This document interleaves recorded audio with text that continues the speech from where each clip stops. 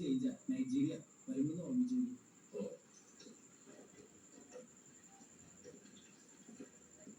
ആ പറയുന്നവരൊന്ന് ഒരു സാധനം പിടിക്കാൻ തിരിച്ചു തരണ്ട. ഓ അറിയാം. വെള്ളം ചോദിച്ചിട്ടുണ്ടോ? ഞാൻ ചോദിച്ചതിന് ചേച്ചി മറുപടി തന്നില്ല. എന്നാലേ ഞാൻ പറയുന്നത് കേട്ടാൽ മതി.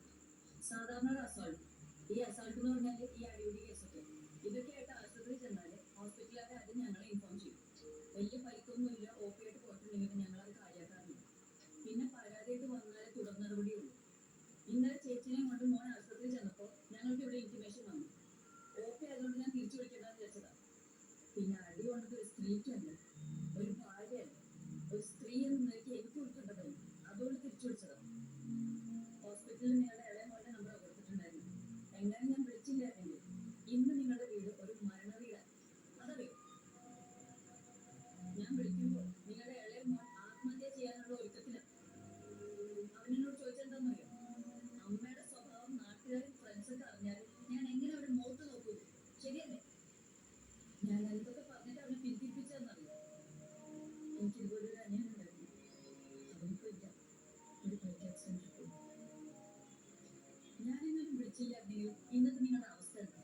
നാട്ടുകാരും വീട്ടുകാരും എല്ലാവരും നിങ്ങളെ തള്ളി പറയില്ലേ? ഞങ്ങൾക്ക് ഇപ്പൊ വേണമെങ്കിൽ നിങ്ങൾക്കെതിരെ ആത്മഹത്യാ പ്രയത്നത്തിലുള്ള കേസ് എടുക്കാം. കരയണ്ട, തിരുത്താൻ പറ്റാത്ത തെറ്റൊന്നും ചേച്ചി ചെയ്തിട്ടില്ല. ചേച്ചി ഇനിയും ആ പഴയ നല്ല ഭാര്യ ആവണം, അമ്മയാവണം. ഇനിയും ചേട്ടനെയും മക്കളുടെ കൂടെ സന്തോഷമായിട്ട് ജീവിക്കണം.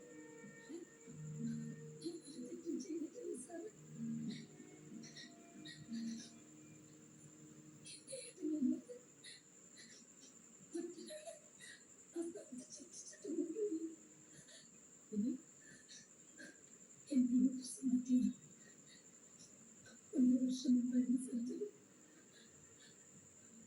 അത് അയാളായിട്ടുള്ള